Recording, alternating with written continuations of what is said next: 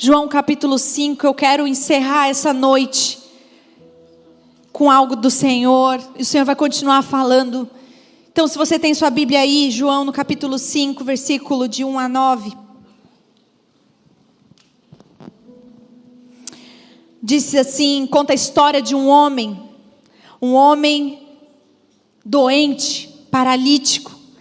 Diz assim, João capítulo 5, depois disso, Jesus voltou a Jerusalém para uma das festas religiosas dos judeus.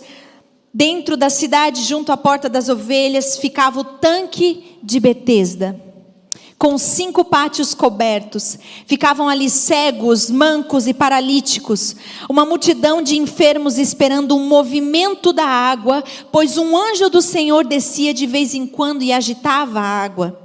O primeiro que entrava no tanque após a água ser agitada era curado de qualquer enfermidade que tivesse. Um dos homens estava doente havia 38 anos.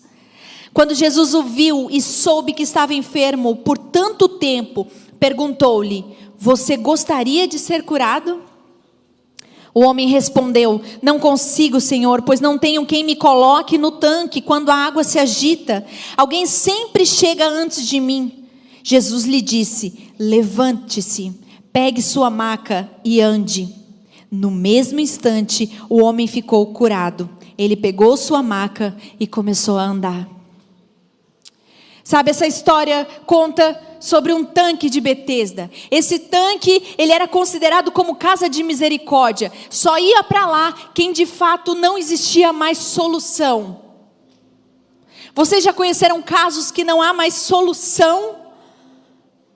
Casos que os próprios médicos dizem: é só um milagre. Pois essas pessoas iam para lá porque justamente eles dependiam de um milagre. Aquela multidão, eles eram tomados, alimentados por uma crença popular de que quando um anjo agitasse aquelas águas, então eles seriam curados. Era uma crendice popular. Estudiosos não sabem se existia algum mineral ali, ou se até mesmo Deus usava a fé daquelas pessoas para curar, não se sabe. Mas uma coisa é, nessa água não tinha poder de cura. Porque onde há cura, foi Deus quem fez. E o meu computador, deixa eu falar uma coisa bem rapidinho, um parênteses aqui. Eu estava falando para as meninas, esse computador vai parar de funcionar bem quando eu subir. Pois é, ele parou de funcionar bem quando eu subi. Vai lá, pega lá. E esse homem, ele estava lá por 38 anos nesse mesmo lugar. Vocês conseguem imaginar? Vocês conseguem imaginar o que uma pessoa há 38 anos buscando um milagre, buscando ajuda? Vocês conseguem imaginar o que se passava na cabeça desse homem? Há tanto tempo esperando por isso. Esse homem não sonhava mais. Esse homem não tinha mais perspectiva do futuro. Esse homem não se alegrava com mais nada. Nada mais tinha graça. Vocês já viveram situações em que parece que tudo depende se esse milagre vai acontecer? Parece que tudo perde a graça, parece que nada mais faz sentido, não vale mais a pena sair de casa, não vale mais a pena investir em mais nada. Para esse homem só existia uma coisa que o fazia ainda respirar: o agitar das águas. Tudo dependia desse momento. Quando será que esse anjo vai vir? Quando será que eu vou conseguir pular para o primeiro? Ele era paralítico, ninguém deixava pular, porque as pessoas andavam, tinham pernas, corriam. E ele sonhava com isso. Eu fico imaginando ele deitado pensando: quando será que isso vai acontecer? Esse homem era a própria maquete da desesperança. E Jesus chega naquele lugar. Jesus chega naquele pátio. E sabe o que é mais incrível nessa história? É que Jesus entra, eu fico imaginando, e vai até esse homem. Ali fala que ele não foi atrás de todo mundo, ele não foi um por um curando, não foi em massa, foi até o paralítico. E Jesus o distingue no meio da multidão. A pergunta que eu te faço é: o que esse homem tinha de tão extraordinário para Jesus chegar até ele? No que esse homem se destacava? O que ele tinha para oferecer? Será que ele tinha mais fé que todo mundo? Será que de alguma forma ele chamava atenção pela sua beleza? Por sua inteligência, competência? E talvez sua pergunta é: Jesus nunca vai me distinguir no meio da multidão. Porque eu não sou capacitada, porque eu não sou boa o suficiente, porque eu me conheço, eu sei o quão podre eu sou, eu sei que na verdade eu nunca tenho vontade de buscar a Ele, porque Ele me distinguiria em meio a essa multidão. Possivelmente lá todo mundo era igual, todo mundo era aquela expressão, como é que é? De mal a pior, todo mundo era ruim, todo mundo estava precisando de um milagre. Aquele homem estava só, não tinha ninguém por ele não tinha saúde, ele não tinha paz. A solidão era a marca da sua vida, havia chegado ao fim. Mas Jesus ouviu no meio da multidão. Sabe, John MacArthur fala um trecho muito interessante, ele fala a respeito desse trecho, que diz assim: esse incidente ilustra perfeitamente a soberana graça de Deus em ação. De todos os enfermos presentes no tanque de Betesda, Jesus escolheu apenas o paralítico. Não havia nada nesse homem que o fizesse mais merecedor do que os outros. Ele jamais havia procurado Jesus, mas mesmo assim Jesus se aproximou dele. Jesus não o escolheu porque previu que ele teria fé para ser curado. Ele jamais demonstrou acreditar que Jesus iria curá-lo. A salvação acontece da mesma forma. Da multidão de pessoas mortas em seus delitos e pecados, Deus escolheu redimir seus eleitos, não porque merecessem isso, não porque previu que haviam de crer, mas por causa da sua soberana graça. Não foi ele quem viu Jesus, foi Jesus quem o viu. Jesus viu o seu passado, Jesus viu sua condição, Jesus viu o seu futuro, Jesus viu o seu pecado. Sabe, minha irmã, deixa eu te dizer uma coisa: Jesus vê você mesmo quando você acha que Ele não está olhando para você. Jesus viu a mulher samaritana que estava em adultério. Jesus viu Zaqueu em cima da árvore e a sede que ele tinha por mais de Deus. Jesus viu o amor, as riquezas do jovem rico. Jesus viu a hipocrisia nas atitudes dos fariseus. Jesus viu a falsidade no beijo de Judas Iscariotes. Jesus viu o arrependimento sincero do ladrão na cruz. E Jesus hoje está vendo a sua vida. Ele sabe qual é a sua dor. Nada, deixa eu te dizer uma coisa, nada fica oculto aos olhos do nosso Pai.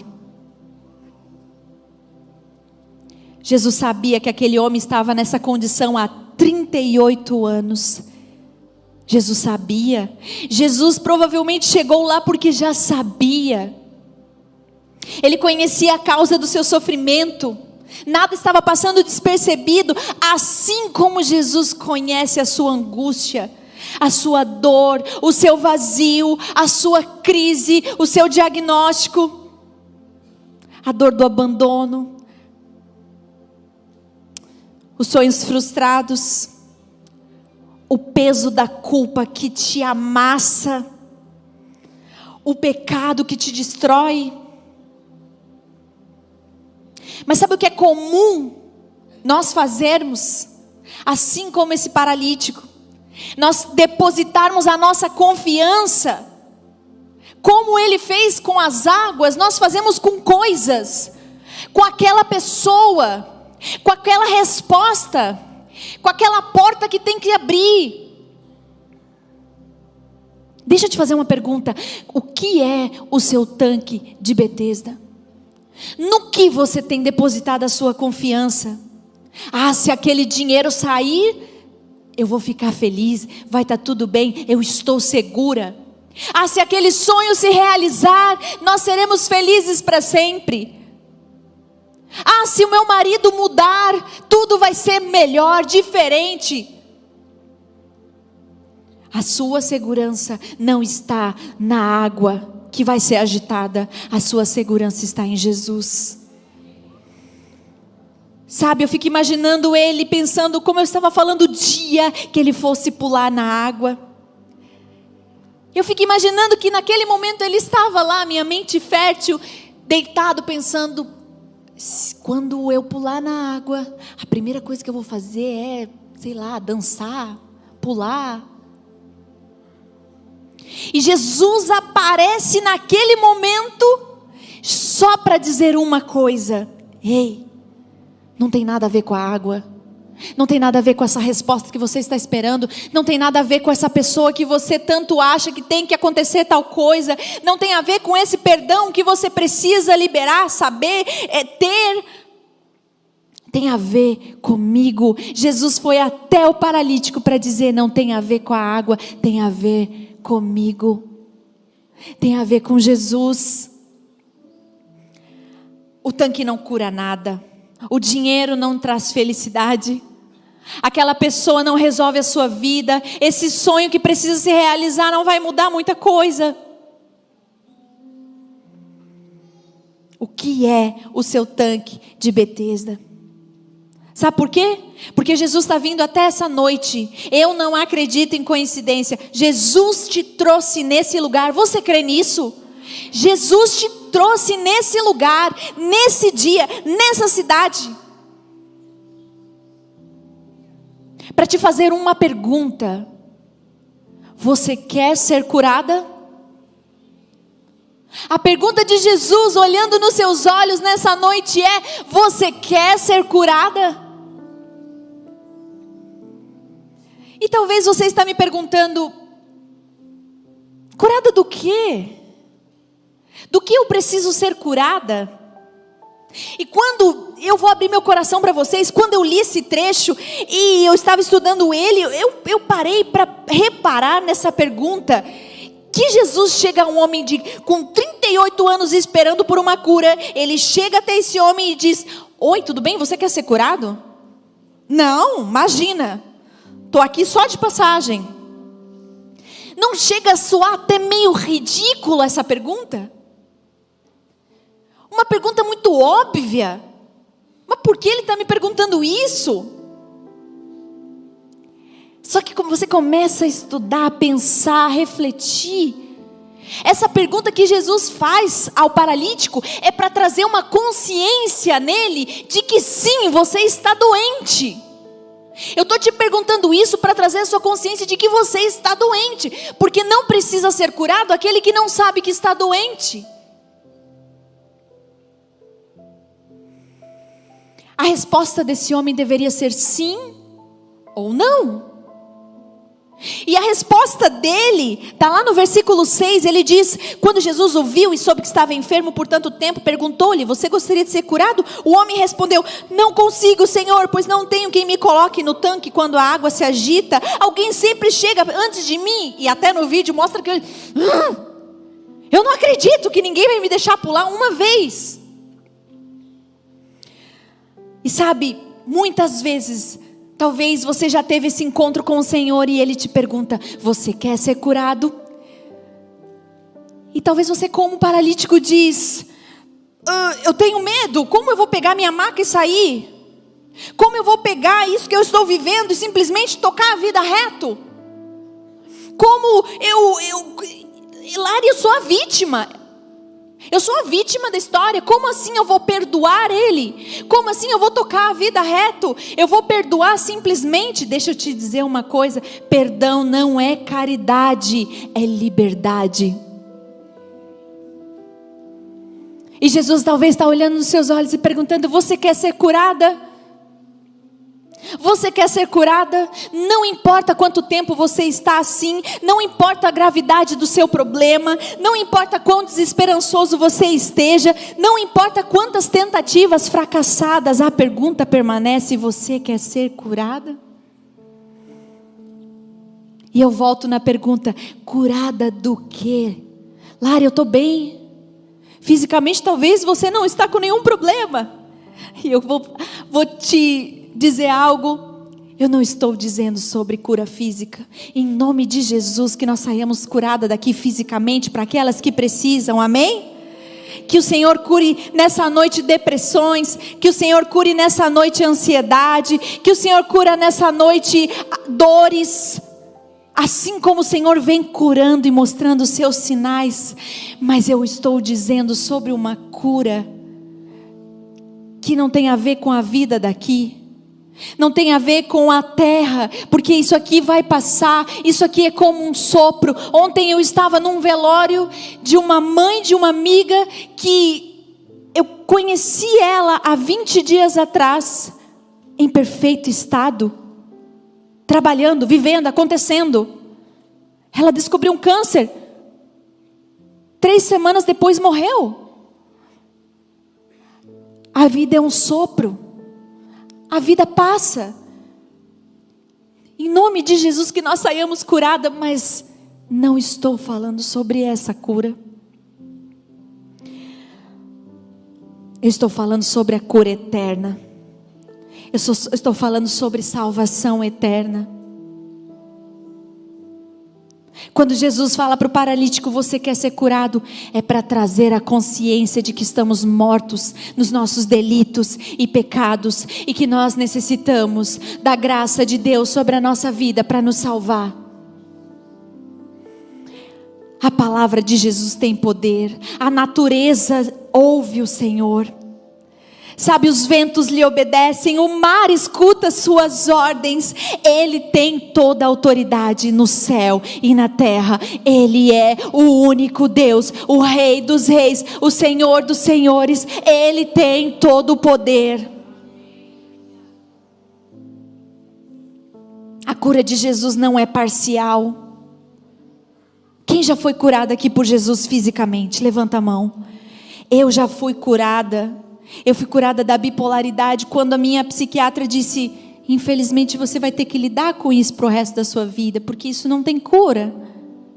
Eu fui curada. 4 anos tomando medicação. Quase acabou o meu casamento, eu quase destruí tudo, a minha maternidade, eu quase tirei minha própria vida. Não havia esperança para mim. Eu fui curada. Mas sabe, eu louvo a Deus pela cura física, eu louvo a Deus pela cura emocional, eu louvo porque como eu tenho vivido bem, como eu reconstruí a minha família, a minha história, os meus filhos, a igreja.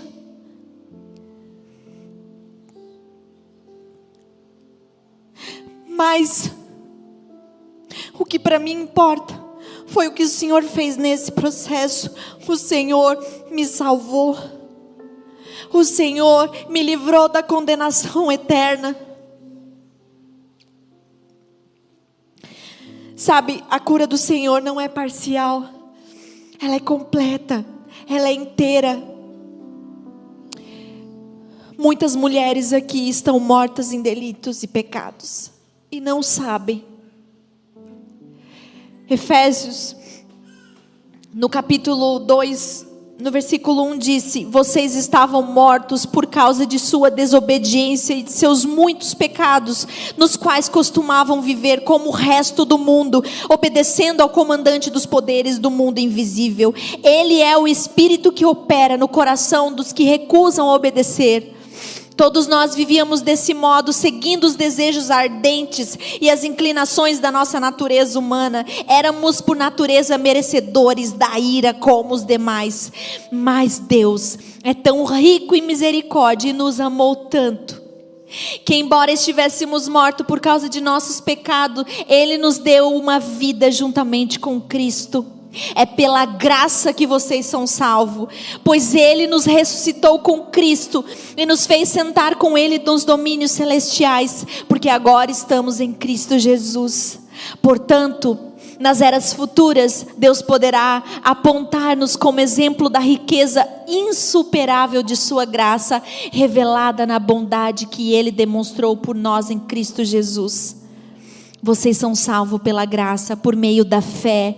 Isso não vem de vocês, é uma dádiva de Deus, não é uma recompensa pela prática de boas obras, para que ninguém venha se orgulhar, pois somos obra-prima de Deus, criados em Cristo Jesus, a fim de realizar as boas obras que Ele de antemão planejou para nós. Aleluia.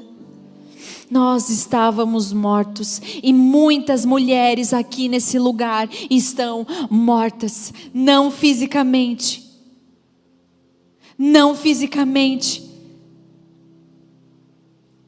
mas condenadas. Nós não merecíamos nada, não temos nada para entregar de valor. Eu não tinha nada para entregar a Jesus. Eu era uma mulher gritona, eu destruí a minha casa, literalmente, quebrei minhas coisas. O meu marido está aqui atrás, eu quase acabei com o nosso casamento. Eu não tinha nada e Ele me distinguiu no meio da multidão e me salvou. Aqueles que o recebem tornam filhos de Deus. Aqueles que o recebem tornam filhos de Deus. Eu quero terminar com isso. João no capítulo 1 versículo 9 diz: aquele que é a verdadeira luz que ilumina todos estava chegando ao mundo. Veio ao mundo que Ele criou, mas o mundo não o reconheceu. Veio ao seu próprio povo e eles o rejeitaram. Mas a todos que creram nele e o aceitaram, Ele deu o direito de se tornarem filhos de Deus. Aleluia. E eu quero te fazer uma pergunta: e se Ele não curar fisicamente? E se Ele não restaurar? E se Ele não realizar? E se Ele não mudar o quadro? Ele continua sendo Deus. Ele continua sendo bom. Eu quero pedir que você nesse momento feche os teus olhos aí no seu lugar. Nós estamos encerrando essa noite linda. Feche os teus olhos. Talvez você chegou aqui a convite, empurrada. Eu não sei como você chegou aqui nesse lugar, mas eu tenho uma certeza: o Senhor veio te encontrar. Fecha os teus olhos, se conecta com o Senhor agora. E isso não é algo difícil, não tem que saber as palavras certas, não tem que ter competência para isso, não tem que ter nada. O que Jesus quer é suas palavras simples, dizendo: Pai, olha para mim no meio da multidão. Olha para mim no meio da dor. Olha para mim no meio do caos. Senhor, me nota. Nota quem eu sou. Nota, Senhor. Eu não tenho mais esperança. Eu não tenho mais vontade de nada. Tudo está fora do lugar. O Pai está aqui no nosso meio.